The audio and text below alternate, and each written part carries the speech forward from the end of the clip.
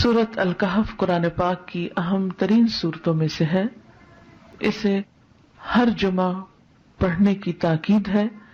جو شخص اسے ہر جمعہ کے روز پڑھے اس کے بارے میں نبی صلی اللہ علیہ وسلم نے فرمایا کہ جو جمعہ کے دن اس کی تلاوت کرے گا تو آئندہ جمعے تک اس کے لیے ایک خاص نور کی روشنی رہے گی، یعنی اللہ تعالیٰ اسے اپنی طرف سے ایک خاص روشنی عطا کریں گے.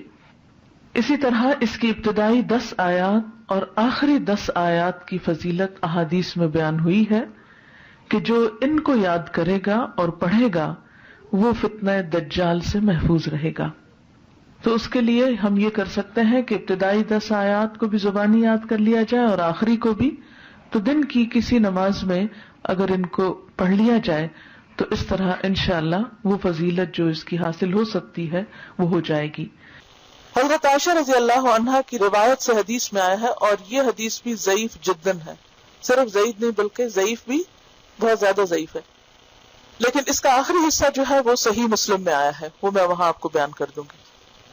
رسول اللہ صلی اللہ علیہ وسلم نے فرمایا، کیا میں تمہیں ایسی صورت نہ بتاؤں جس کی عظمت نے زمین و آسمان کو بھر دیا ہے، اور اس کے لکھنے والے کے لیے بھی اتنا ہی اجر ہے، اور جو اس کو جمعہ کے دن پڑھے تو اس جمعہ سے لے کر جمعہ تک یعنی اگلے جمعہ تک اور 3 دن کے زیادہ بھی گناہ بخش دیے جاتے ہیں. اور جو آدمی سوتے وقت اس کی آخری 5 آیتیں پڑھے تو وہ رات کے جس حصے میں بھی اٹھنا چاہے گا اللہ اسے اٹھائے گا. تو لوگوں نے کہا ہاں اللہ کے رسول صلی اللہ علیہ وسلم ضرور بتائیے. تو آپ نے فرمایا سورۃ کہف. بہرحال ایک اور حدیث میں، اب یہ جو حدیث ہے یہ صحیح مسلم کی ہے، کہ جو اسے جمعہ کے دن یا جمعہ کی رات میں پڑھے گا، یعنی جمعہ کی رات وہی جو جمعہ سے پہلے آ جاتی، وہ فتنے سے محفوظ رہے گا. اور ایک اور بات سے پتہ چلتا ہے کہ فتنہ دجال سے محفوظ رہے گا.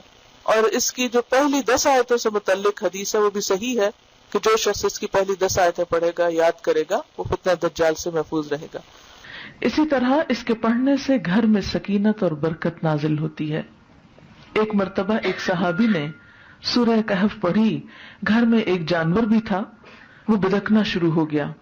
انہوں نے غور سے دیکھا کہ کیا بات ہے، یعنی میں قرآن پڑھ رہا ہوں اور قرآن پڑھنے سے تو ظاہر ہے سکون نازل ہوتا ہے، یہ جانور کو کیا ہو گیا جو اچھل کود کر رہا ہے. تو انہیں ایک بادل نظر آیا جس نے انہیں ڈھانپ رکھا تھا. صحابی نے اس واقعے کا ذکر حضور اکرم صلی اللہ علیہ وسلم سے کیا تو آپ صلی اللہ علیہ وسلم نے فرمایا، اسے پڑھا کرو، قرآن پڑھتے وقت سکینت نازل ہوتی ہے. ہمارے گھرانوں میں سکون کیوں نہیں رہا؟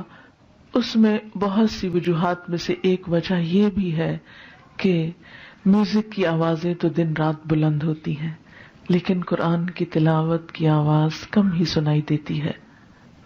اس کے لیے میں یہ سجیسٹ کروں گی کہ ایک تو قرآن پاک کا کچھ نہ کچھ حصہ نماز فجر کے بعد بلند آواز سے تلاوت کیا کریں کہ آپ کے آس پاس کی چیزیں سنیں، آپ کے گھر کے افراد سنیں، در و دیوار سنیں، کیونکہ جہاں جہاں تک قرآن کی آواز جائے گی وہ سب چیزیں آپ کے حق میں گواہ بنے گی.